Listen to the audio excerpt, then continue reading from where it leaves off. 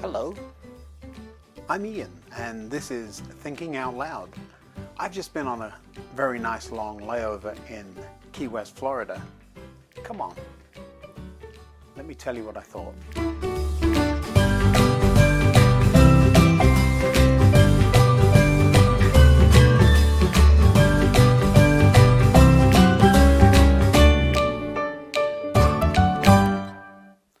A walk along the beach in Key West takes all of about 30 seconds.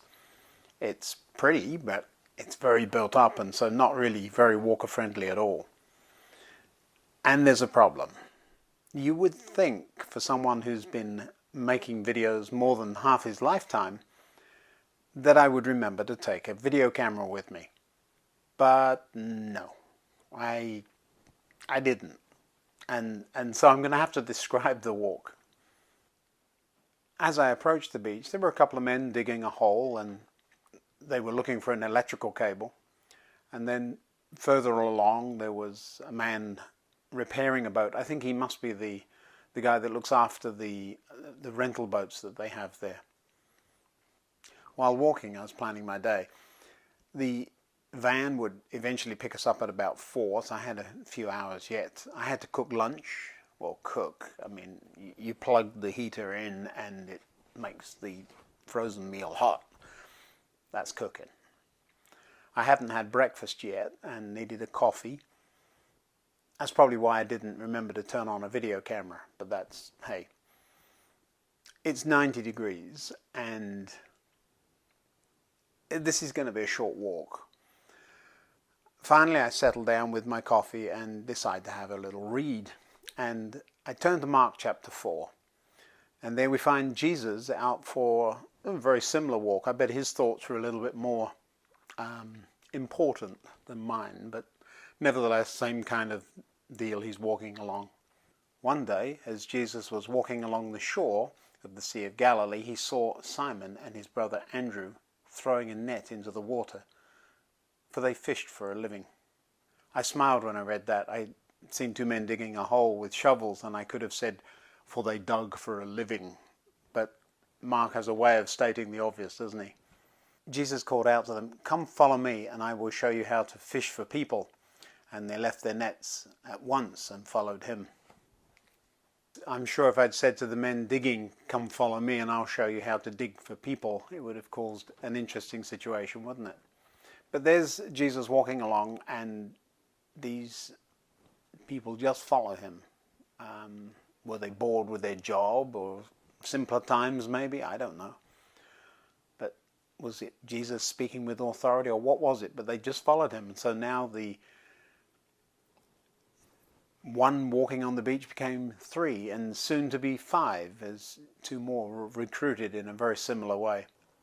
As I read on, the mood changes. They wander into a town, and then Jesus starts speaking in the synagogue. The people were amazed at his teaching, for he taught with real authority. And here's something I love. Quite unlike the teachers of religious law. Something that's never changed, do they? But that's a story for another day.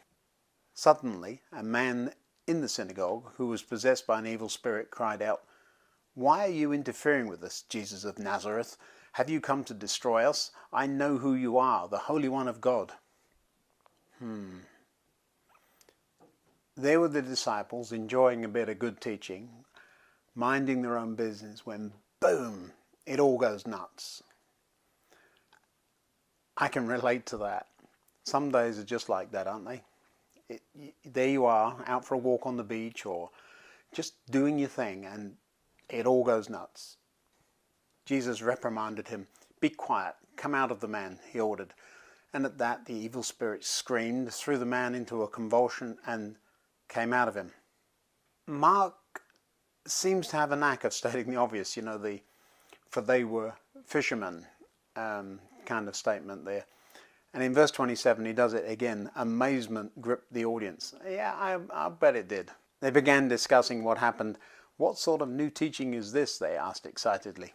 I can almost hear one of the disciples say, "Go on, do it again." But that's just me, and probably a bit irreverent. But what they'd just seen was Jesus speaking with authority, and what was in him came out in that moment of crisis. Not unlike what happens to us in a moment of crisis. Who we really are shows. What's in there comes out.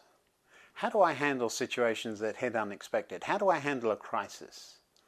What comes out when I get hit? How about you? What comes out? What's in there? What makes you tick?